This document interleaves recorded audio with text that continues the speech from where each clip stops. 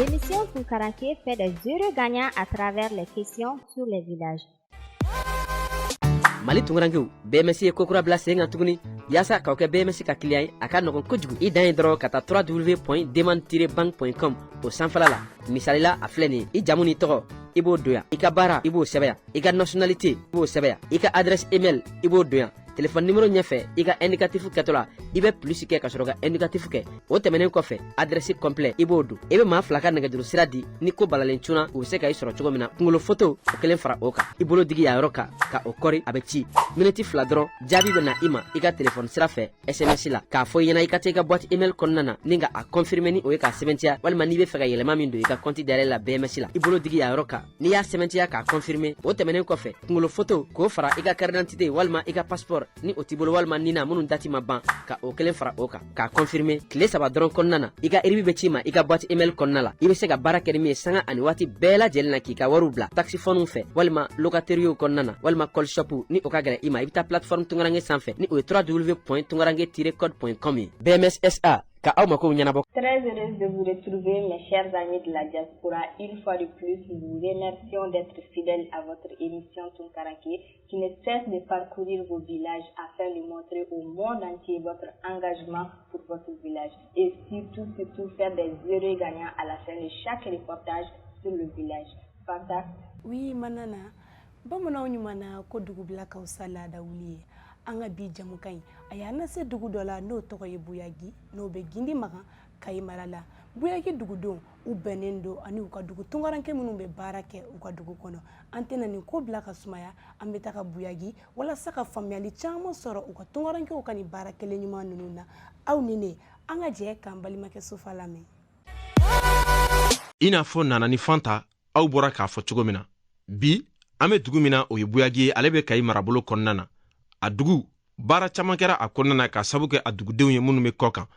an ka jɛ an ka Ulali Tarawele ale lamɛn ale ye dugu in maa dɔ ye. Parce que n'aw ye bi an ka dugu yɛrɛ yiriwara donc a sɔrɔla olu de la quoi depuis an ka tungaranke fɔlɔ ne yɛrɛ fa b'a la mais ala y'a a si dɔgɔya donc minnu bɛ yan hali an faw de don quoi donc u ye baara caman kɛ surtout u y'a daminɛ ko min na fɔlɔ o y'an ka misiriba ye quoi dugu misiriba. Donc u ye million hakɛ min k'a la a ka ca ni plus de 40 millions u y'o k'a la bon ala y'a kɛ alhamdulilayi an bɛ seliya kɔnɔ bi foyi t'a la ni hɛrɛ tɛ donc o tɛmɛnen kɔfɛ an ye ekɔliso fana lɔgɔda donc ekɔliso in ale fana a daminɛ donc mɔgɔ n'i bɔra yan n'i taara Faransi i kɛra denmisɛnnin kɛra mɔgɔba ye n'i sera fɔlɔ sanni ka baara daminɛ foyi tɛ f'i ye mais ni ala y'a sɔnna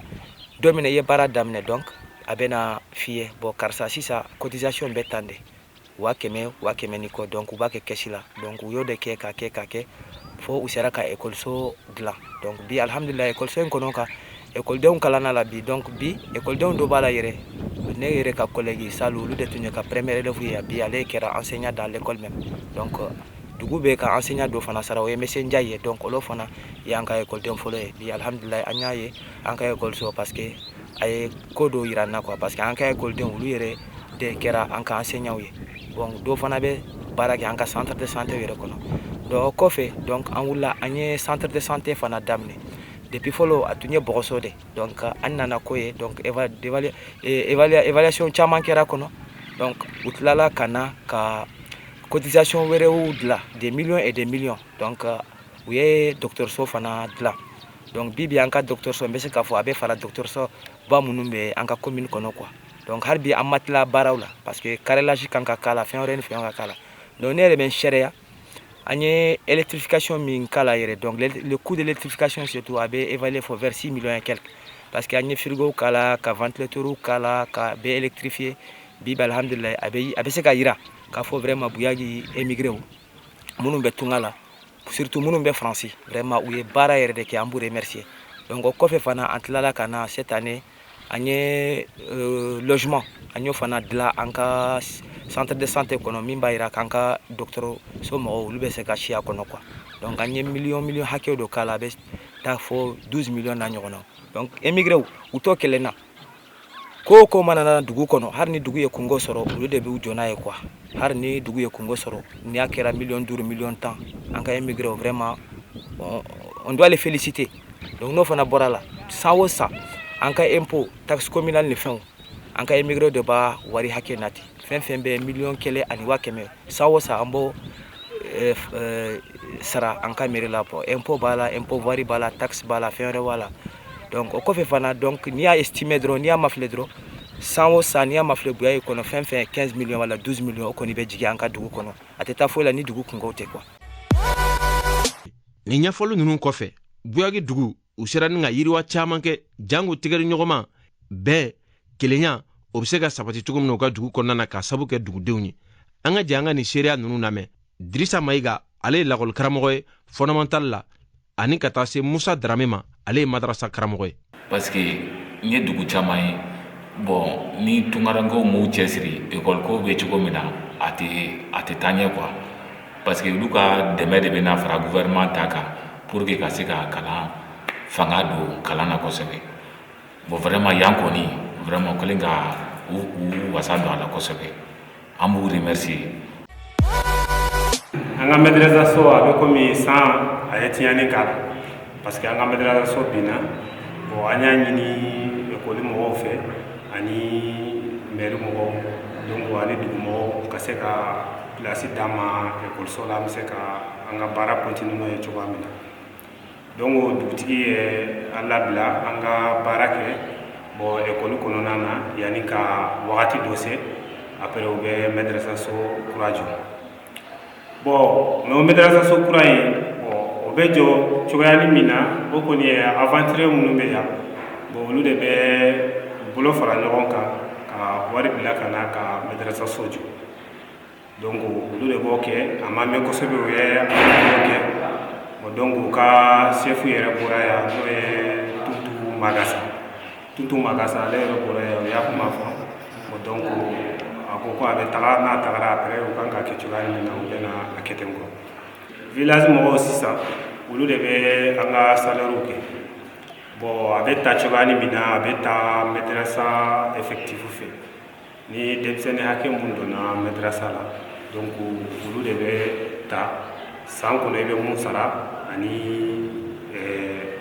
minnu bɛ aventure la kɔfɛ ni denmisɛnnin bɛ olu fana bolo san kɔnɔ olu fana bɛ min sara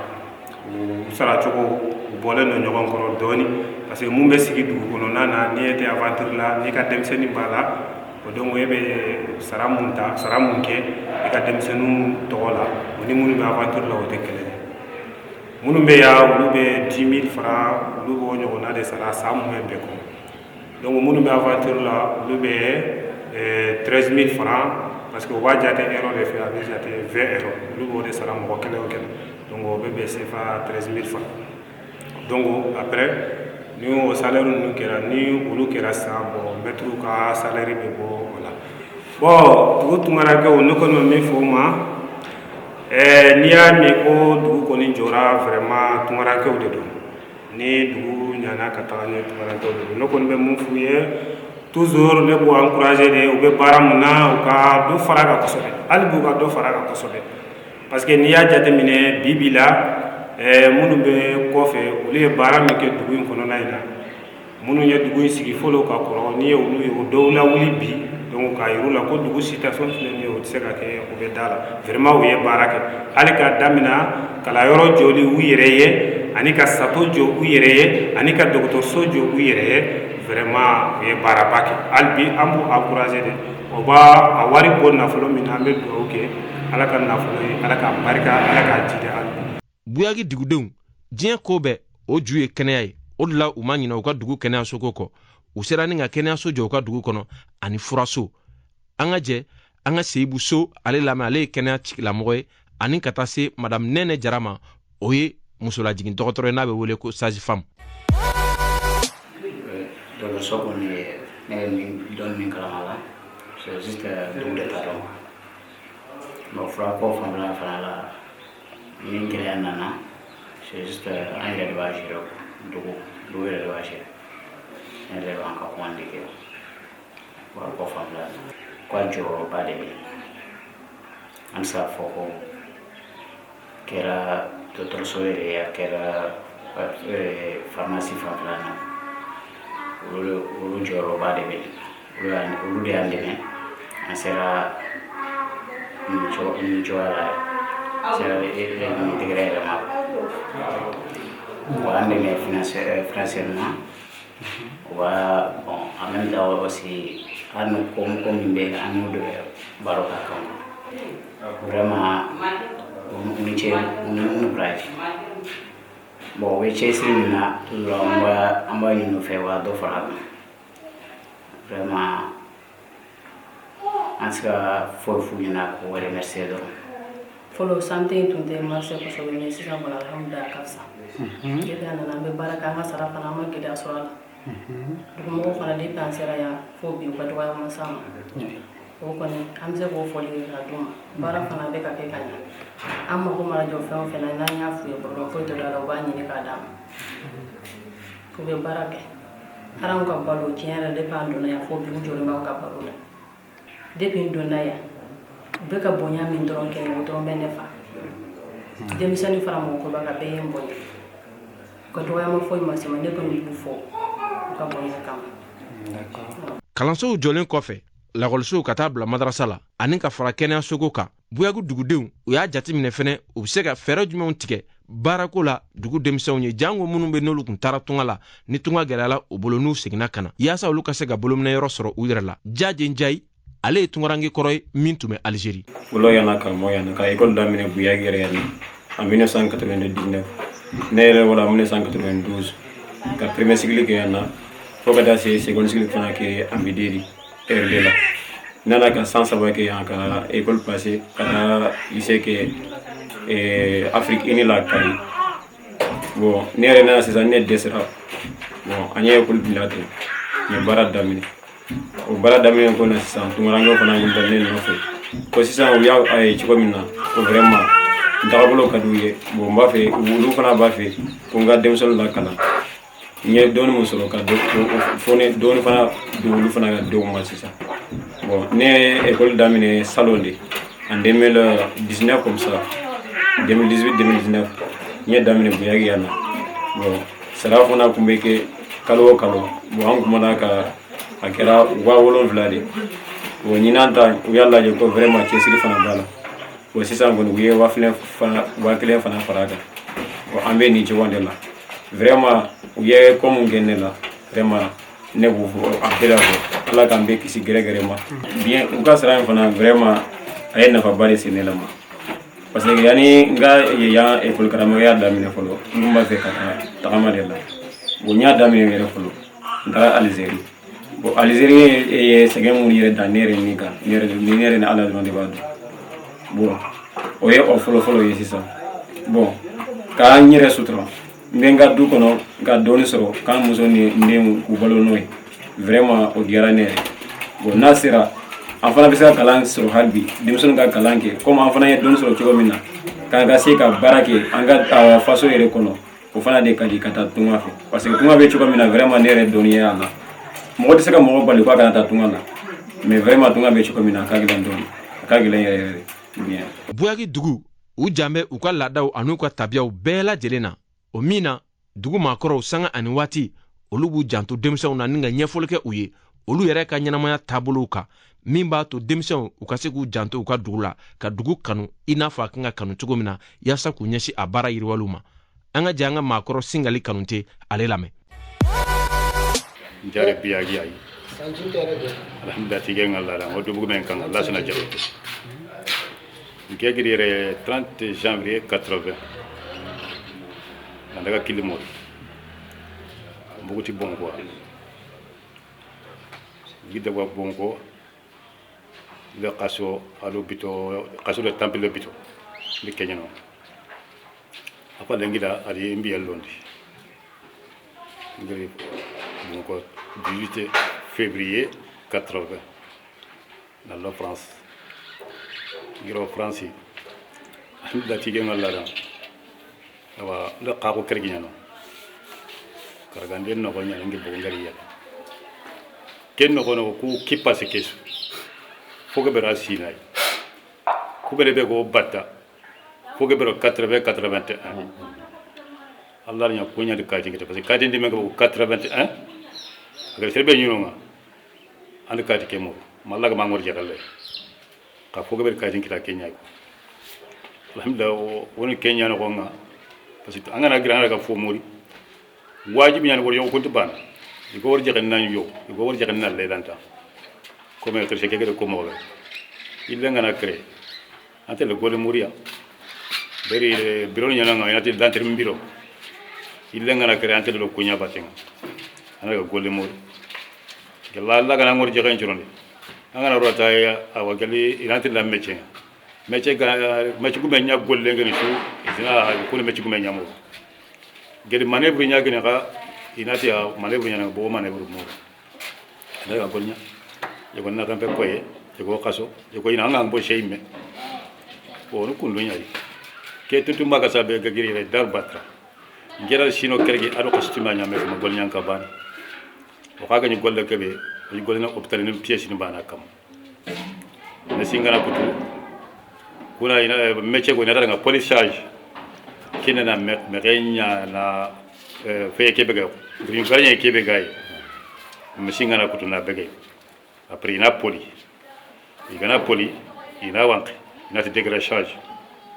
ina wank meshi go na automatique nya angana crochet nya angana crochet pièce ko crochet ana wank na nya ko kharshi kulle bon yodia inata tir foni wono inata nga tir fond kelo na doro menya foni wono inata nga protège des jeunes kelo na kurungonya foni wono inata nga projet kelo na sagan kotenya serbani garanya hôpital opération nga ko mbene ma lenki si je ne peux pas kawa dungono ina kini tunta parce que Allah nya aka kemme amme cenya ko gela keno do fraja me cenya kembala ari me cikari famu maganya gonya ka responsable ngena do ka kelo da ya so bombate ko ndo ko wona nga menja ko akake gar na fermé ak fermé ngero so ma ci li debek 91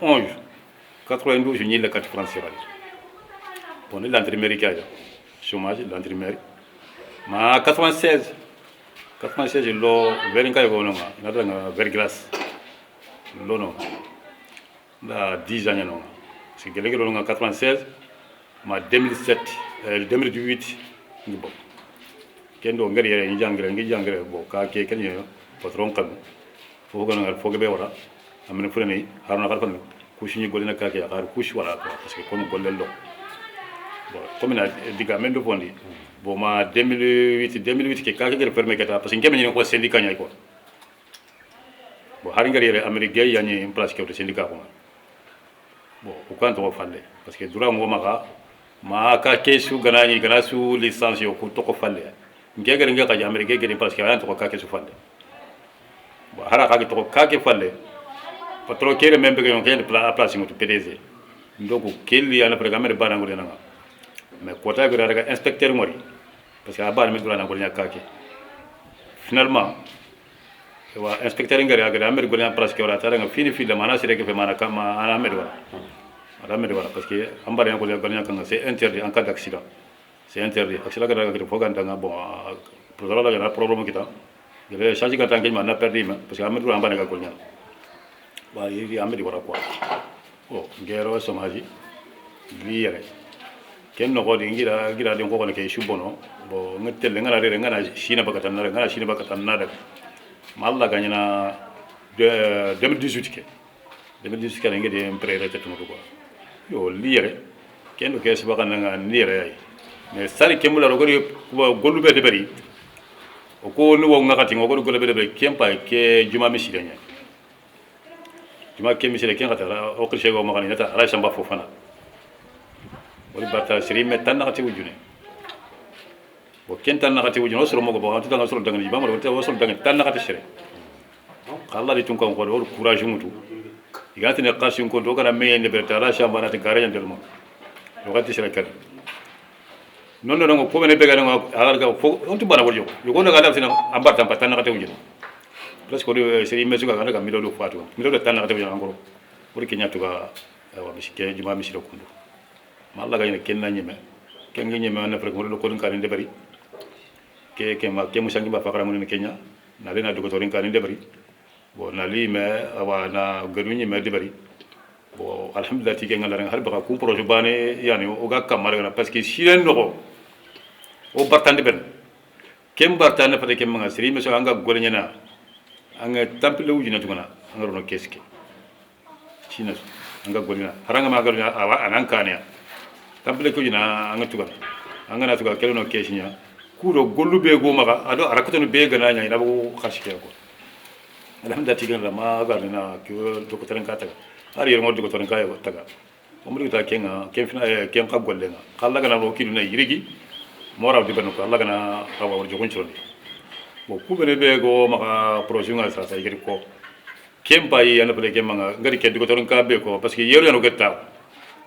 nga taw no ko di baro kan dara milato mais quand même ori na bili o gari bili fom to ko gol ku tuan to ko gol nga gol ku tuan ko mais kebe franchement ngo ko no dang wa gamuku kenken ya ku be go mo ga projet nga pour l'instant kem pa yana fede kem nga yatila danga ke to on kali madrasa kake ado misile go maka kimba kam misile meke misile mane bo ke ko mo ga projet nga ado khabro ko na éclôturer yo ko be begeri geri ko danga ko yi maka projet nga quoi bele sira anga tino ko be aro ya ina foko awa arani assurat bakaya parce que kasi ngol nyane yefe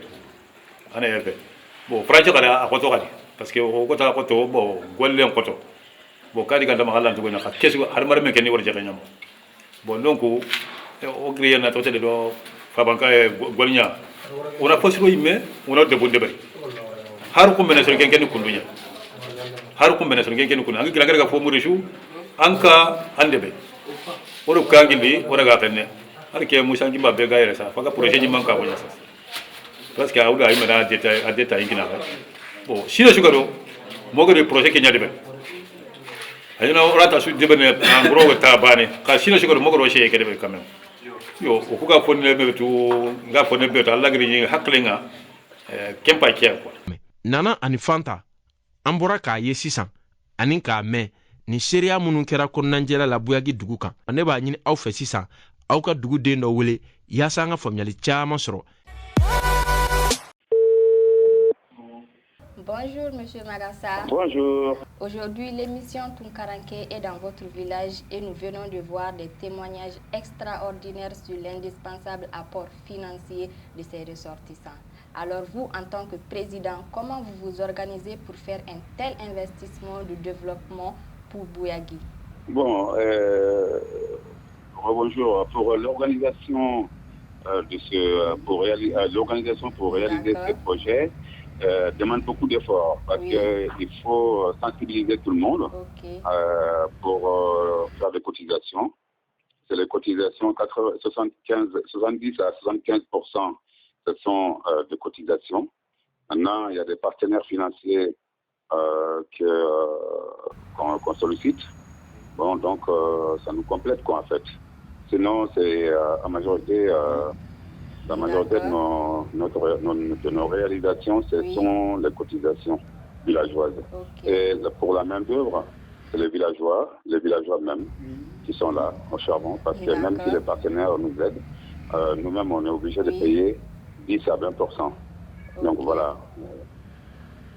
Alors ces investissements méritent des entretiens pour être bénéfiques dans le temps. Quelles solutions avez-vous mises en place ou ça sera toujours des cotisations des ressortissants? Bon, la solution, c'est que à chaque projet réalisé, il y a un comité de gestion qui se met en place pour la surveillance, pour l'entretien. Et maintenant, c'est vrai que les cotisations, c'est un peu difficile. Si on trouve un partenaire comme Tunkaranke, par exemple, qui pourra, avec les dispositifs qu'il nous avait présentés, je crois que ça pourra aider le comité de gestion, et même les villageois, à entretenir ces réalisations. Alors, merci beaucoup, M. Magassa, pour ces éclairages. En tout cas, bon courage à vous. Minyene tay, opmani alama bashikana, dogokun flani kofe, aw nini ana nyansoro, Tunkaranke kene kerengerenin ka, nimbara ke nyogon weraw, daba tungara, kabo radio jagafola, Amadou Nyambele, kabo radio Nyetala, Bouakar Sidiki Jara Buki, kabo radio Klidula, kafra nereka, Sofa Ibrahima Njamu Jara, opma, amba fugu aw kambe, teliala, agatoben ka Sol Ala Mohamed. Aïwa, an ka laada la an bɛ ɲininkali tɛnkun an balima tunkarankew la an ka dugu jatalen kan. An ka bi ɲininkaliw bɛ Buyagi dugu de kan. Ɲininkaliw filɛ. Ɲininkali fɔlɔ, jɔn ye Buyagi tunkarankew ka président ye Faransi? A. Tuntu Magasa. B. Musa Magasa. Ɲininkali filanan, Buyagi bɛ commune jumɛn de la? A. Gindi Maga. B. Toya. Ɲininkali sabanan, walima forage bɛ Buyagi wa?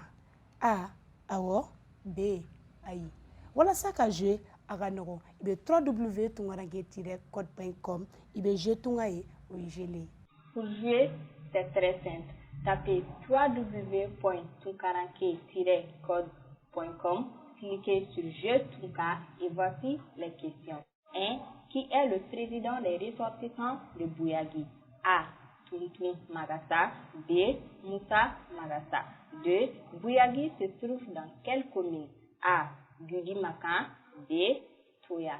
3. Buyagi a-t-il un fourrage? A. Oui. B.